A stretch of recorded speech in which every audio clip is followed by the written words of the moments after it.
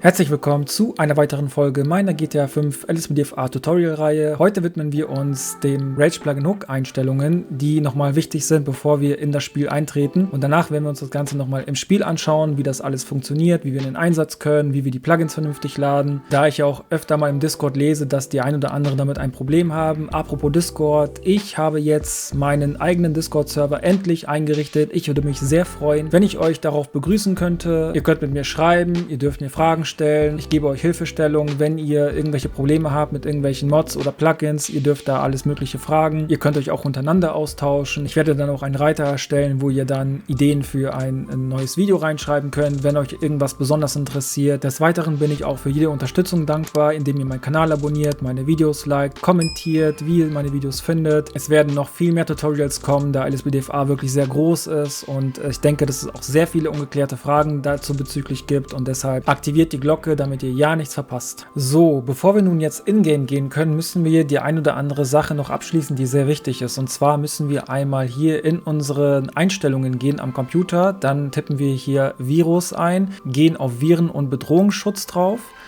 dann öffnet sich hier ein Fenster und gehen hier unten runter auf Einstellungen verwalten. Wenn ihr das Ganze nicht sehen könnt, dann müsst ihr hier einmal bei Microsoft Defender einmal diesen Regler, dann bestätigen wir das Ganze einmal und jetzt wird uns gleich folgende Option angezeigt, wie wir sehen. Jetzt haben wir hier mehr Optionen zur Auswahl und gehen hier einmal auf Einstellungen verwalten.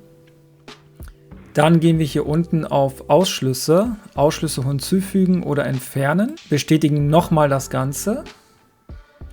Und jetzt sehen wir hier schon, dass ich hier einige GTA-Ordner habe, die ich eingefügt habe. Und zwar müssen wir hier einstellen, dass unser Windows unseren GTA 5 LSPDFA-Ordner, wo Rage Plugin Hook sich drauf befindet, nicht crasht. Dann gehen wir hier auf Ausschluss hinzufügen, klicken auf Ordner drauf. Dann sehen wir hier unseren Pfad von GTA, müssen wir uns einmal aussuchen. Ich habe jetzt in dem Fall die Testversion noch nicht ausgesucht gehabt, das heißt, das machen wir jetzt einmal. Wir machen einen Doppelklick hier drauf, damit wir den Inhalt des Ordners sehen und dann gehen wir auf Ordner auswählen. Und jetzt wird er uns hier auch aufgelistet sein. Ich weiß jetzt nicht genau, wo der aufgelistet wird, irgendwo hier zwischen, doch, da ist er, Testversion. Und damit sind wir noch nicht fertig. Wir müssen zusätzlich nochmal auf Ordner gehen, nochmal in den gleichen Pfad und müssen hier einmal den LSPDFA-Ordner doppelklicken, damit wir den Inhalt hier sehen können und den auch auswählen zu den Ausschüssen.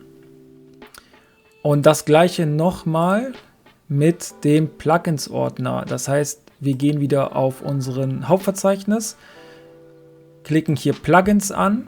Hier ist noch gar nichts drin, glaube ich. Und fügen den auch hinzu. Und jetzt brauchen wir auch nichts weiter mehr machen. Das Ganze ist jetzt zu den Ausschlüssen hinzugefügt und ihr seht ja auch, dass ich sehr viele Ordner hier bereits schon angelegt habe. Und wenn wir das nun erledigt haben, gehen wir auf unsere Rage Plugin Hook Exe und ich erinnere nochmal daran, wie ich das im Installationsvideo gezeigt habe. Wir gehen hier auf Eigenschaften und gucken, ob der Administrator-Modus drin ist, damit wir immer als Administrator Rage Plugin Hook starten. Das ist wichtig. Zusätzlich ist es wichtig, dass wir auch die Rage Plugin Hook Exe immer in unserem Verzeichnis lassen. Das heißt, wir erstellen keine Verknüpfung auf dem Desktop. Das ist wichtig, denn wenn ihr das tut, kann es sein, dass Rage Plugin Hook eben den Pfad zu eurem GTA 5 Ordner nicht findet und dann crasht es. So, dann gehen wir einmal rein und wenn er jetzt startet, dann klicken wir einmal aufs Zahnrädchen und dann kommen wir in die Einstellungen vom Rage Plugin Hook rein. Das hatten wir in der Installation ja bereits hier schon auf 60.000 umgestellt, also denkt daran, dass ihr das nochmal kontrolliert. Dann haben wir uns ja bei der Installation die anderen Reiter noch gar nicht angeschaut und zwar gehen wir jetzt einmal hier weiter auf Plugins und sehen hier dementsprechend LSPDFA ausgegraut, weil es nun jetzt heißt, don't load any plugins on startup. Bedeutet, wenn wir jetzt also Rage Plugin Hook mit GTA 5 starten, wird LSPDFA nicht geladen, das müssen wir in-game manuell tun, das werden wir nachher auch machen. Ich empfehle euch, wenn ihr Probleme habt mit LSPDFA und es stürzt ab, lasst diese Einstellung hier oben drinne, damit die Plugins nicht geladen werden, wenn euer Spiel startet, weil LSPDFA nun mal wirklich sehr viel Ressourcen verbraucht und zusammen mit dem Spielstart vielleicht überlastet ist. Das kommt vielleicht auch darauf an, wie gut euer PC ausgelastet wird oder halt eben nicht. Die zweite Funktion bedeutet, dass wir alle Plugins, die hier aufgelistet sind, einmal sofort laden, wenn wir das Spiel starten. Einige können es, einige können es nicht. Wenn ihr merkt, dass ihr öfter mal Crashes habt, dann empfehle ich euch hier die Einstellung mal zu wechseln.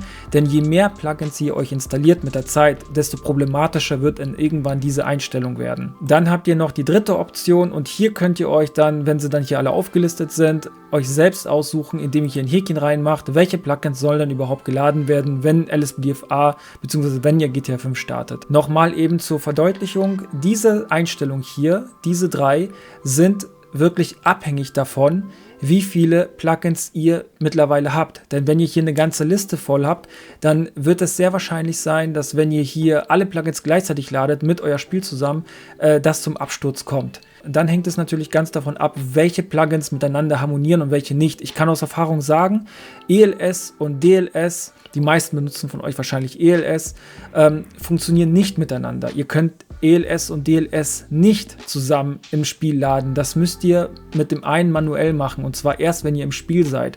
Hier seht ihr jetzt mal ein kleines Beispiel von eins meiner anderen Ordner. Wie ihr seht, habe ich hier wirklich unglaublich viele Sachen schon drin und die kann ich hier auf keinen Fall alle aktivieren, damit sie geladen werden, weil mir sonst das Spiel wahrscheinlich abstürzen wird.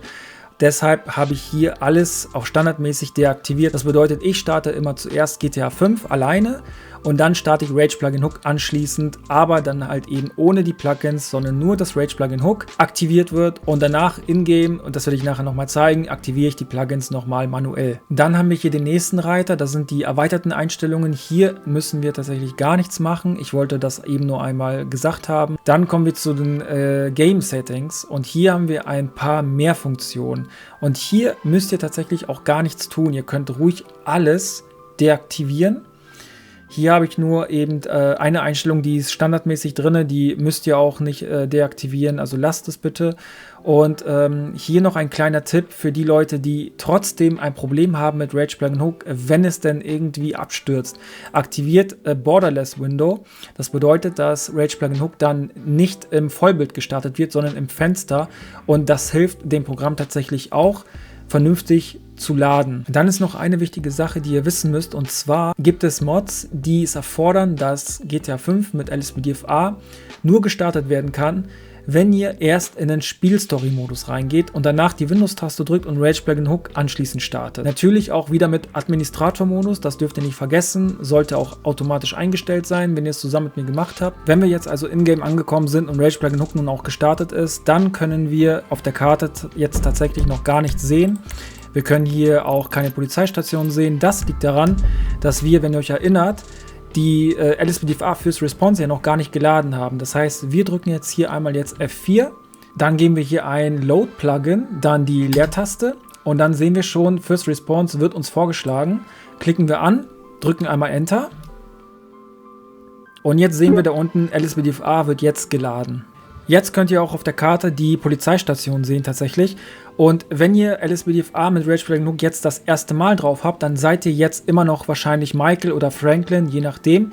Das liegt daran, dass ihr jetzt zur Polizeistation gehen müsst und euch so einen Charakter erst erstellen müsst. Denn ihr könnt nicht mit den Hauptprotagonisten LSPDFA spielen bzw. als Polizist interagieren. Damit wir am schnellsten zur Polizeistation gelangen, drücken wir einmal wieder F4 und dann geben wir ein Go to PD, sehen wir schon, klicken das einmal an und jetzt werden wir direkt zur nächsten Polizeistation einfach geportet. Dann drücken wir jetzt nochmal F4, damit das Spiel nicht mehr eingefroren ist und dann können wir hier in die Polizeistation reingehen.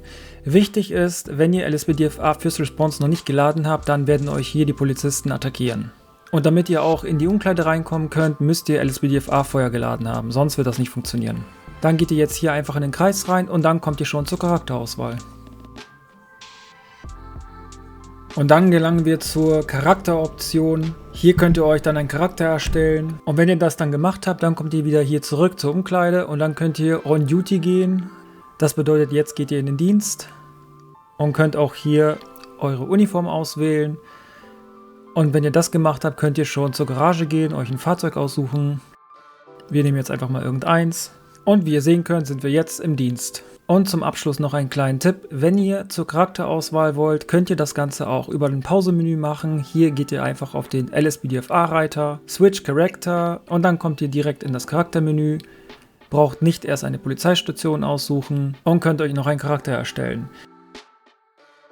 Und sobald ihr einen LSPDFA-Charakter erstellt habt, könnt ihr von jetzt an jedes Mal, wenn ihr reingeht in das Spiel, einfach F4 drücken und mit dem Befehl Force Duty direkt in den Dienst gehen. Ihr müsst nicht mehr zur Polizeistation euch umziehen. Das müsst ihr nur machen, wenn ihr einen neuen Charakter erstellt. Wenn ihr einen neuen Charakter erstellt, empfehle ich euch, das außerhalb des Dienstes zu machen, denn im Dienst kann es sein, dass LSPDFA eventuell abstürzt. Und das war's wieder von mir. Ich hoffe, das Video hat euch gefallen. Ich hoffe, ich konnte euch wieder ein bisschen helfen. Ansonsten könnt ihr auch auf meinem Discord vorbeischauen, wenn ihr Hilfe braucht. Vergesst nicht, meinen Kanal zu abonnieren. Und ich hoffe, wir sehen uns beim nächsten Mal. Ciao.